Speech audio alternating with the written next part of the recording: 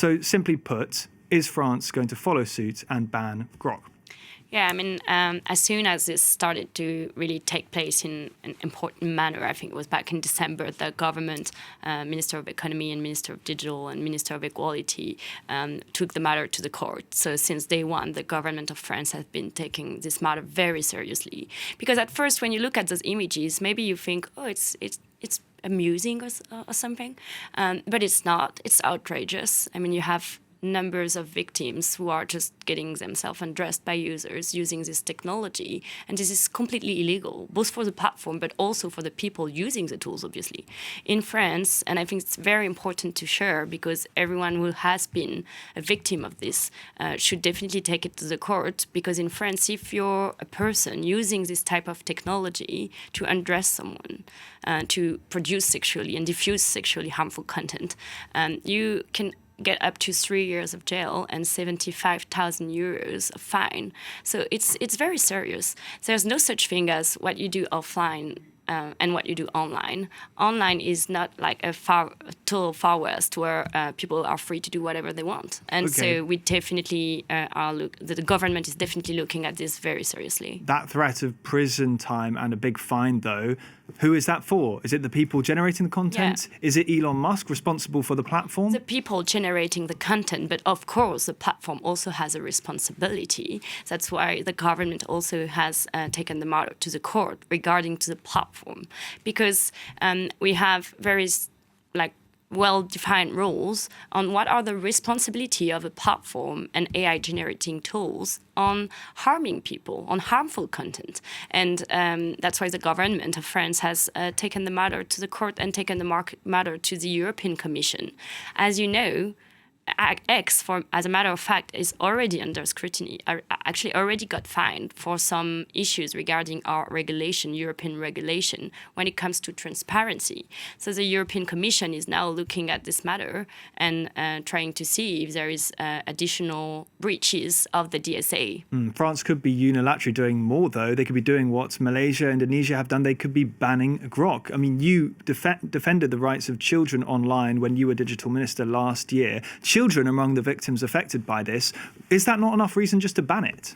It is unacceptable. And France and President Macron have always had a very strong voice when it comes to digital tools, AI being amazing tools when it comes to advancing science, advancing research, fighting climate change, fighting access to education. I mean, there's so much great things about those tools. But ultimately, when they're used to do harmful stuff like we're seeing here, it's unacceptable, and that's not the way we want to see those digital tools develop.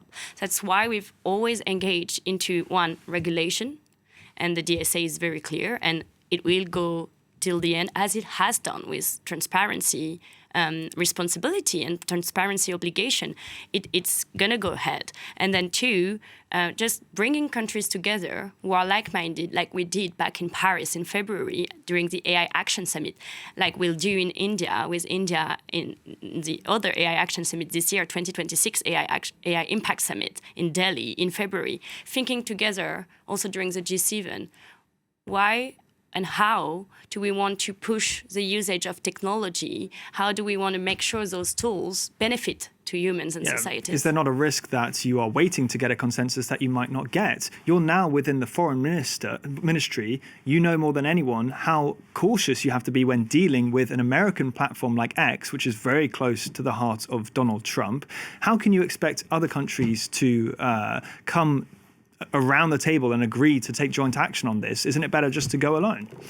There are everything that can be done at national level. The government is doing it. So they've, under what you call Article 40, taken the matter to the court and asked for all illegal content to be removed, like right now, because this is illegal content.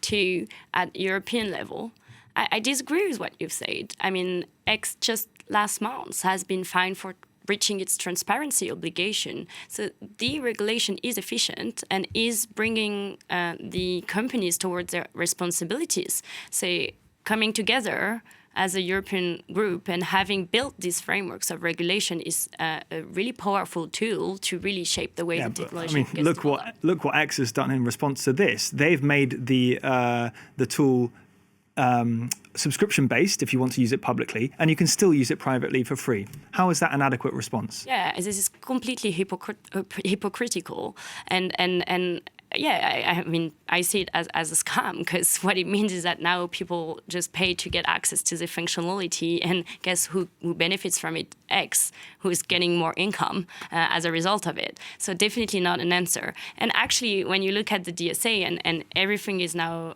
looking after, and the situation is taken seriously, and the government and the commission are looking into it. But if you're thinking about how the DSA was built, actually this what we call immoral patterns or dark patterns, like bringing customers to behave in a way in this matter, subscribing to a service because they want to get access to a functionality, is not something, is also something that we could inquire with the DSA, because this is not a pattern that is transparent towards the user. So there's a lot of ways we can go after this behavior. But I also want to re-emphasize that obviously the platform and their obligation are at play, but people who are behind the screen and using those tools to do what they do, this is totally legal. Yeah.